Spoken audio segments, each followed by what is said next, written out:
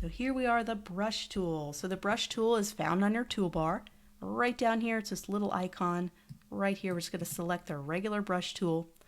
And we are going to use this is going to be very, very simple, the soft round brush. So when you go up here to the top left, you'll see an ability to make your brush size bigger. So we're going to go down to our general brushes, and we want to load the soft round brush. This kind of has a feathering effect to it, and I use this probably way more than any other default brush. So let's select the soft round brush, and let's go ahead and make it 100 point size. I have it labeled here so you can know what to make it. So 100 point, this is where you change the size of your brush. I'm going to go ahead and press enter. And now I'm going to take my brush tool, and you'll notice I have this kind of symbol. It's not letting me create anything. It says could not use the brush tool because no layers are selected. I got to create my layer. So I'm just going to go down here. I always got to make sure to create my layer, and this will be the soft round brush. So now I have a layer to draw on.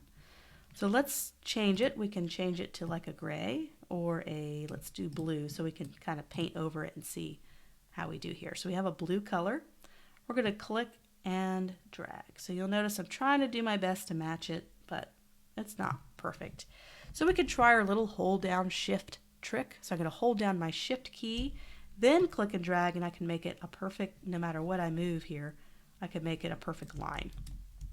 So I'm going to hold down shift and drag, and I could go back over it a second time. You'll notice how it makes it a little bit thicker. It's almost like painting it on over and over and over. See that? So let's do a hard round brush. So I'm going to go up here to the top. I'm going to select hard round right below it. And I'm going to do the same thing. I'm going to hold down shift, click, and drag.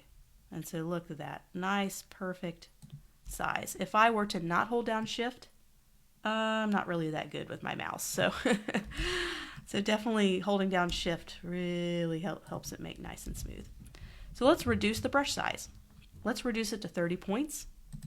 You can type it in manually or you can slide it. Sometimes I just like to double click and type it in manually. Now I can do my best to match it up. I can zoom in, click, shift, hold, and there's the hard round brush. Very, very basic brush kind of tools. There's all sorts of things we're going to do with it later when we do layering masks and we paint on layering masks. We'll do that later. So here's another little challenge with opacity. We've already kind of talked about opacity a little bit, but we're going to do it right here. We're going to go to our layers panel. We're going to make sure we're on 100% opacity, 100% strength, and we are going to, I believe that's 100 points, and it doesn't have to match perfectly. We're just practicing opacity. Let's go ahead and click, shift, and go down. Let's make that a different color. So I'm going to go down here to my color, my fill right down here. Let's make it orange so we can see what we're doing. Click, hold down shift, and drag. That's 100%. So let's do a 75% opacity. And I have my brush tool selected. So instead of just creating another line, you notice all this is connected. So if I make this 75%, it's going to change both of them. I want to have individual control over everything I do. So here's what I'm going to do instead. I'm going to create a new layer. And now this is going to be an independent layer that I can change. And there we go. It's all independent. Make a new layer.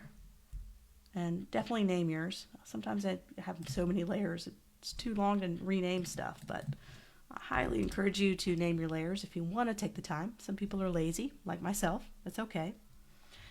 Create a new layer, click, hold, and that'll be 25. That kind of helps you remember to create a new layer with each new thing you do, especially when you're changing different opacities. You don't want them to all be connected. Sometimes you want them all to be connected. You can just keep it all on the same layer.